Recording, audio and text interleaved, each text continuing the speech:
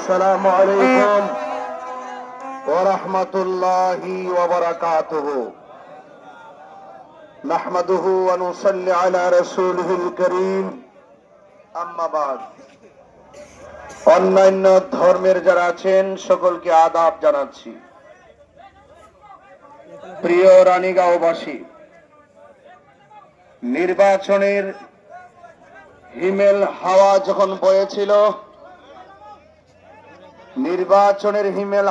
যখন বয়েছিল, তখন রানীগাঁও এসে কাকতালীয় ভাবে প্রস্তুতি মিটিং নয়, প্রস্তুতি সভাও নয়, কাকতালীয় ভাবে আমি বক্তব্য দিয়ে আপনাদের কাছে দোয়া চেয়েছিলাম। মাঝখানে লিফলেট বিতরণ কর্মসূচিতে এসে আপনাদের সাথে হাত মিলিয়ে দোয়া চেয়েছিলাম। আজ আপনাদের কাছে নির্বাচনী প্রচারণার শেষ দিনে পথসভায় চুনারঘাট রানীগাঁও বাজারে আপনাদের কাছে ভোট চাইতে এসেছি। রানীগাঁও দিয়েই শুরু করেছিলাম। রানীগাঁও আজ আপনাদের কাছ থেকে ভোটের হিমেল হাওয়া নয়, আজ রানীগাঁওয়ে ভোটের বসন্ত বইছে। এই বসন্তের হাওয়া আবাল বৃদ্ধ বনিতা নয়, ছোট বাচ্চাদের মধ্য পর্যন্ত কুড়ি বেরিয়েছে। আজকে আমি আপনাদের কাছে দুটি হাত জোর করে কিছু কথা বলবো। প্লিজ, এখানে যে আলেম ওলামা দাঁড়িয়ে আছে, তারা আসলে খানকা মাদ্রাসা বিভিন্ন ভাবে খেদমতে নিয়োজিত। কখনো কখনো আপনাদের কাছে ভোটের অধিকার নিয়ে বারবার 5টি বছর পর পর আপনাদের মাঝে এসেছে। আপনারা অনেক সম্মান করেছেন, কিন্তু আজকে ত্রয়োদশ জাতীয় সংসদ নির্বাচনে হবিগঞ্জ 4 চুনারঘাট মাধবপুর আসনে সেই তিল তিল করে ঘরে ওঠা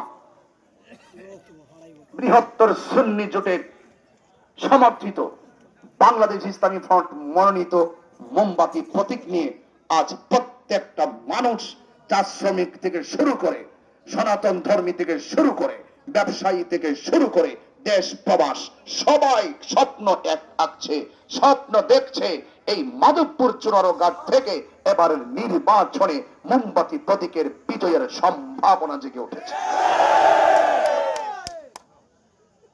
দেশ প্রবাসের সবার মাঝে নির্বাচন কেন্দ্র করে যে একটি বিজয়ের আকাঙ্ক্ষা সৃষ্টি হয়েছে, সে আকাঙ্ক্ষাটি নিতান্তই একটি ইমানি দাবি। কোন অর্থের কাছে যেন আমাদের আমানত ইমানি ভোটটা বিক্রি না করি। মনে রাখবেন, টাকা দিয়ে ভোট কেনা এটা হারাম। ইমান, আপনার ভোটাধিকার আপনি প্রয়োগ করবেন, সেটা ইমানি দায়িত্ব।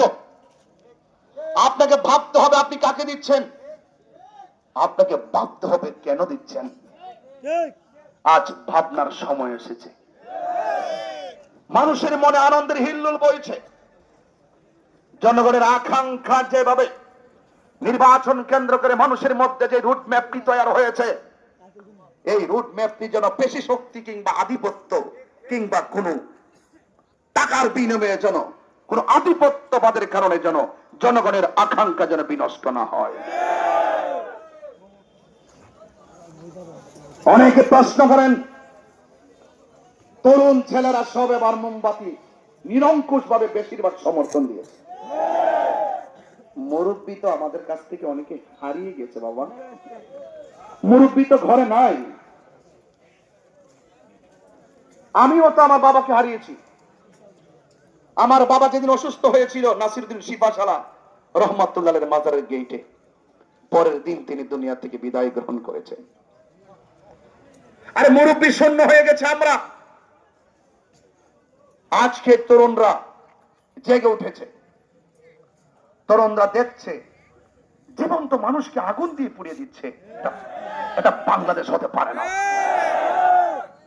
কবর থেকে লাশ তুলে আগুন দিয়ে পুড়িয়ে দেওয়া হচ্ছে, এটা বাংলাদেশ হতে পারে না।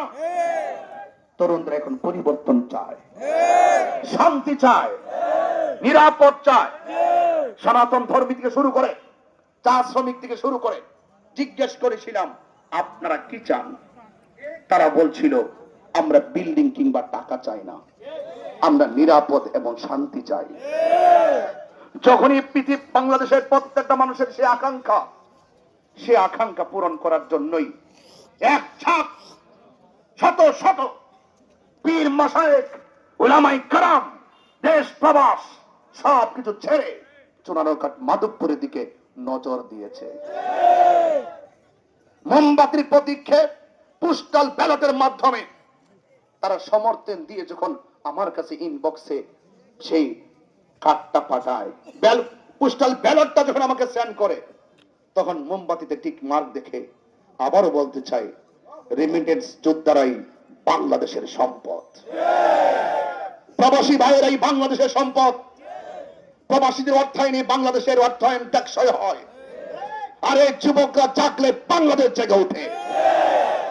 এই জন্য সকল ধর্ম বর্ণ দল মত নির্বিশেষে সকলের আকাঙ্ক্ষা পূরণে আজ শেষ সবাই এসেছি। জানি না এভাবে আর কখন আসবো কিনা।